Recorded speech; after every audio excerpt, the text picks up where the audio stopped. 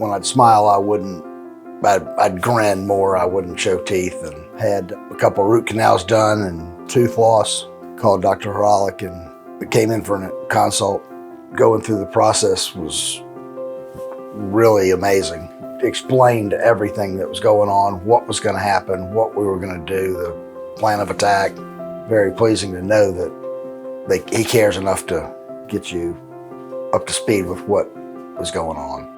One of the problems we ran into with Steve is that he had a lack of adequate bone to place dental implants in the posterior maxilla. So we had to do a sinus lift for Steve in order to fix that. He now has the 3 implants and he's getting ready to have them restored. The work that he does and how he approaches it, he's very tuned into detail.